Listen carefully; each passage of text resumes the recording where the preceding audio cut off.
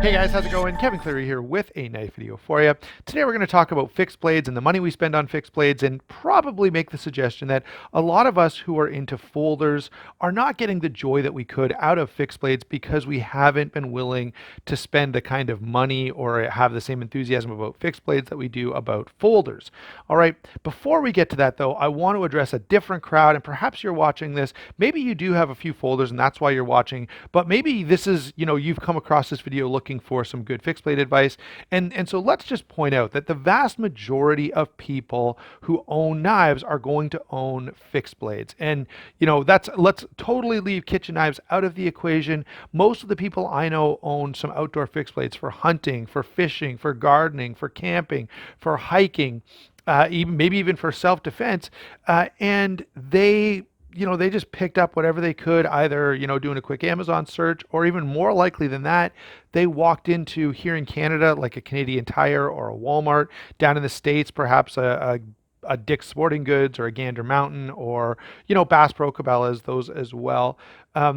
And for those of you who just walked into sort of a big box store and went to the outdoor section to look for a fixed blade, you're in the opposite boat. You probably paid more than you needed to pay to get the kind of knife you were going to end up with. So for those of you who are in that category, check the comments down below. Check a couple of Facebook videos, or I mean, a couple of good Facebook groups. Check a couple of YouTube videos, and you'll find some great fixed blades out there for very, very, very good prices. Okay. And so let's get that point out of the way first. If you're just not a fixed blade guy and you just buy whatever they have at Canadian Tire, you could do better. So go check out, this is a Mora Companion. It's like 19 bucks, and it's a fantastic fixed blade, better than most of the things you're going to be able to get at Canadian Tire. This is a SOG. It is, I think I've seen these available at Canadian Tire, so maybe this is supposed to be a skinning knife, and it's not the worst knife in the world, but it's certainly not winning any prizes for quality or value or anything. It's adequate for sure, but this is, not a fantastic fixed blade. This is a Charade. Again, it's adequate. Now, it's more of a survival style knife, so it's big and thick and heavy duty, but again, not winning any prizes for value. And these days for quality either. Charade is really, really struggling since they've changed ownership. So there is certainly that category of people who are not getting great bang for their buck just because they don't know. They're just walking into a department store. All right. Now, let's move over, though, to the rest of us. So if you're like me, your primary interest in knives is going to be in folders. You're going to own quite a few folders, probably a number of different tiers. My EDC today is a Hinderer XM18. Great knife. Absolutely love this thing. For most people, this is going to be a very high-end folder. And I can tell you, I've never spent this kind of money on a fixed blade. And maybe you're in the same boat. I have, though, and I do have some examples here of some higher end stuff, and that's what I want to talk about. What is it worth spending some extra money on your fixed blade? Is there extra joy, extra performance, extra, just is it worth taking the kind of money I'd normally reserve for a folder and going out and getting myself a really nice or nicer fixed blade? Before I say that, I've got one more qualification, and that I feel like the background is going to take up more time in this video than the actual discussion, and it probably will, because there's a bunch of sort of qualifiers to get out there. But if you're carrying something like this, all right, let me just start off by saying there are so many really good budget fixed blades. So I don't want you watching this to hear, Kevin's telling us all we have to spend more money on fixed blades to get anything good. That's not what I'm saying at all. I think all of these are, at least decent, and some of them are really, really good. Okay. So the Moras out there, I'm a huge fan of Mora, and I really kind of ignored them for a long time. But having spent some time with these, I have nothing but praise for Mora knives, especially for the price point. Okay, so there's the Mora Companion, like 19 bucks. Here's the Mora Bushcraft Black. A little more, I think you can pick up this. I think you can pick up this plain Jane one for like 30 bucks. All right. And it is a fantastic outdoor use fixed blade. We've got the steel wheel druid here. There are a whole bunch of steel wheel druids. I think this is one of the knives that Steel Will actually sent to me. And I've kept this around and I use it quite a bit. I sort of beat on it. The coating has held up really well. D2 steel. And again, this I think demonstrates the point that I'm making now. Do you need to spend $500 on a fixed blade? No, this is going to serve most people extremely well. And if you're looking for something for fishing or hunting or whatever the case may be, this wouldn't be a great fishing option, or that for certain roles, it's not the best. But my point is, there are tons of budget fixed blades out there, tons of fixed blades that I've reviewed on this channel that I absolutely love. This SOG, by the way, is not my favorite, so I'll move it out of the way. But okay, I will say that I find a little bit more joy and a little bit more satisfaction, and might suggest that you would too, out of some of my nicer fixed blades. So, and by the way, when I talk about spending money on fixed blades, I'm not talking about hundreds of dollars even. Okay, so here's a couple Lion Steels. These guys go for like $140 or something like that. Maybe you've got a Bark River. This is going to be one of the more expensive knives on in this particular video. This is Falkneven F1X. What else have we got? So here is my Jaros Globetrotter. All right. And all of these, well, not all of these, but most of these, they come in still under the $200 mark. Let's throw in an SE as well. And we'll bring these out for different examples. But this is the SE Cleaver. This is not a great example of where you should spend your money on an outdoor fixed blade. But if you're a YouTuber, it makes sense to check one out and share it with everyone, just because it's kind of a different animal. Okay, now, back to the point I was making here. So I'm not talking about spending $1,000 or even multiple hundreds of dollars, but you can spend, between $150 and say $300. There are tons and tons of really, really well put together fixed blades out there. Chris Reeve knives have some. Sadly, the Naal is discontinued. LT Wright, Bark River, Falkneven, White River, Spyderco, Bradford knives. The Bradford Guardian and that Guardian series are fantastic. Lion Steel, we've got Tops. I already had an SE in here a second ago. Cold Steel has some great, nicer fixed blades. So, essentially I'm arguing, I'm thinking of anything that's a little above and beyond your average, like Buck or Gerber, that you're going to pick up. Okay, so maybe even your average Becker, which is definitely sort of a more budget-minded option. So the question becomes, is it worth, right, upgrading from something like this to something like this? All right, so here we've got the Mora Companion. Here we've got the Lion Steel B41. By the way, this is the B35. I've already mentioned the Falkneven, the SE Cleaver. Yeah, I think I've named everything that I've had in the video except for this Lion Steel. So is this worthwhile?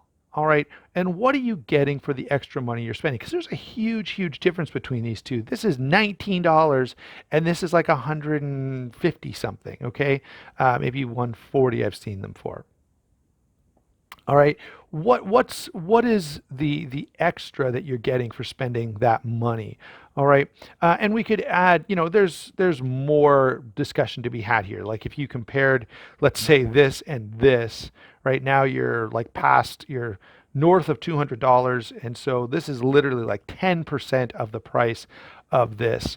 And is it worth it? Are you getting that much extra performance out of something a little higher end? This, by the way, is a special case because Jesse kind of, after, I think these were like 125. I think they were around 125 initially. This is the Globetrotter, and then he kind of cleared them out for, I don't know, $100 or so at the end after most of the others had sold off. So, by the way, though, with a sheath, you're into this for, a good $150 or more.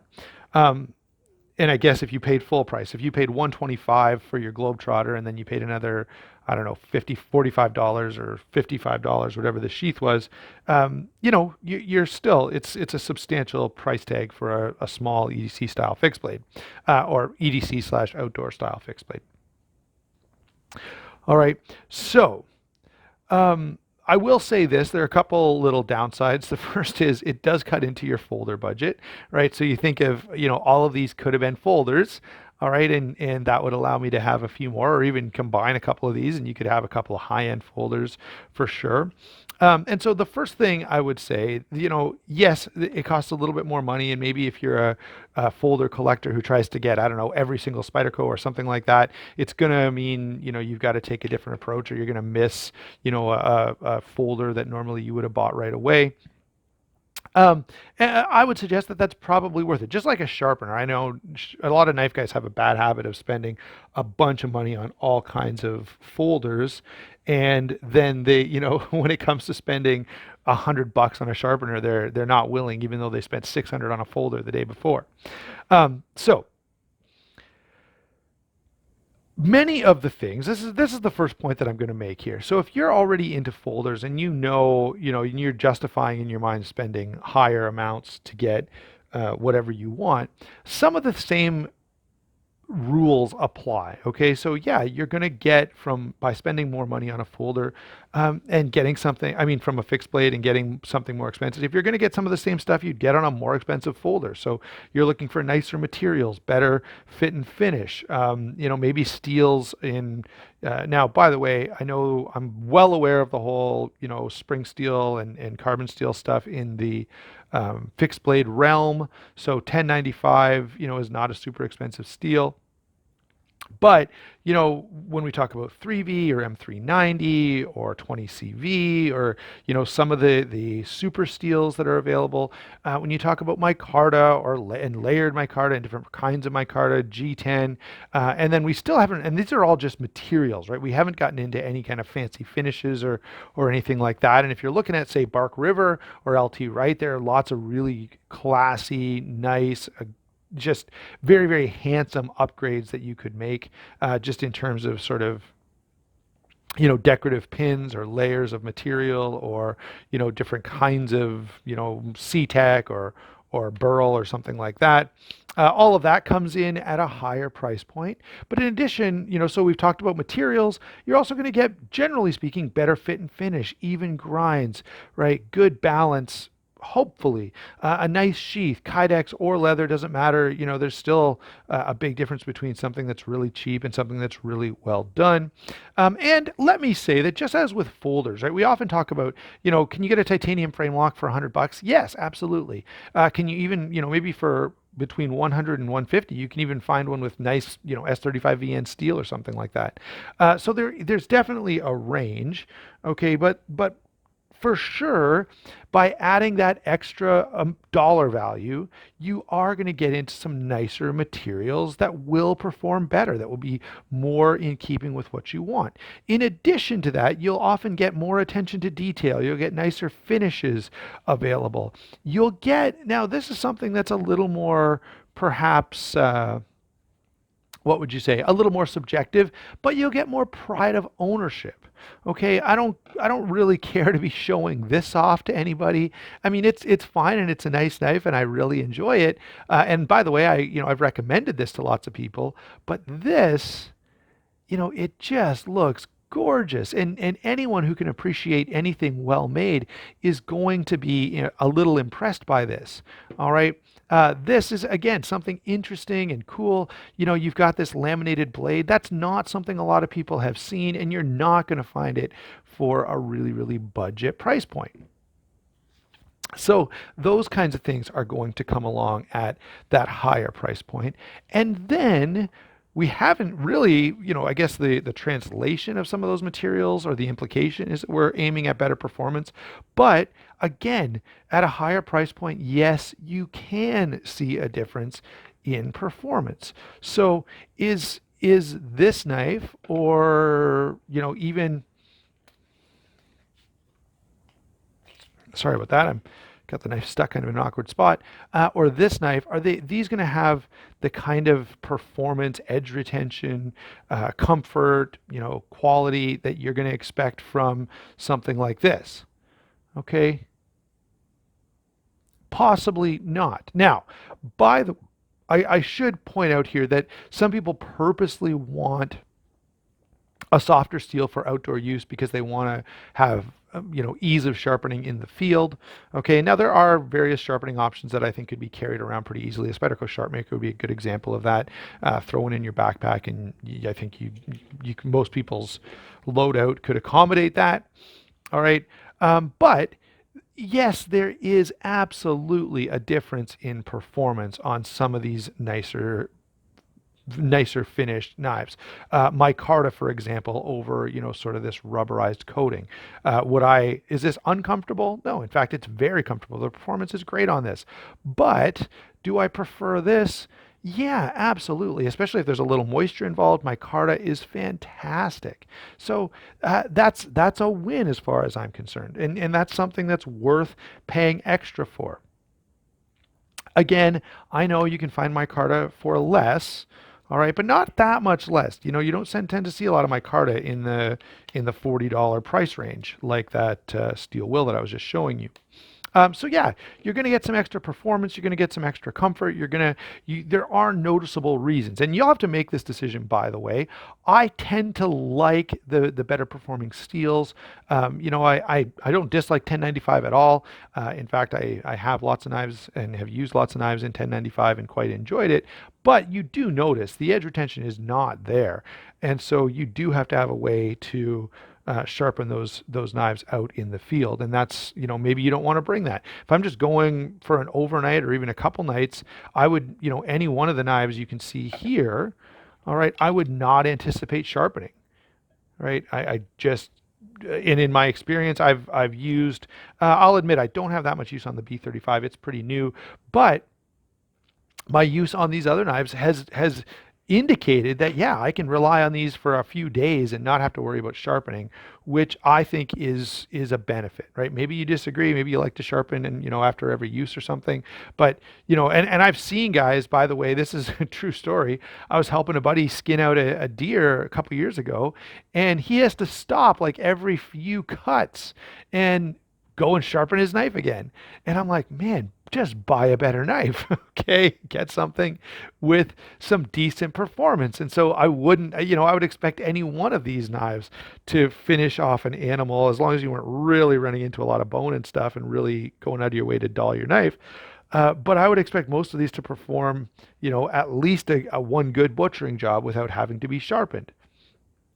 All right. So, as with anything, there are good and bad knives at every price point. So I know, it's tempting down in the comments to be like, well, I bought this knife for $200 and it sucked. It was a complete piece of trash. Well, that's possible. And I will say, there is a trend. Now, I've never owned a Bussy. I did own a Swamp Rat knife, which is like a budget version. But there is a trend in some fixed blades, especially survival hard use knives, to be so thick that, they're almost not good for cutting stuff. And the other thing is I've got to point out here is that any knife can break, okay? To make a knife so thick that you can't break the tip off it, you're now making not a knife, okay? You've now created a pry tool. And this is a good example.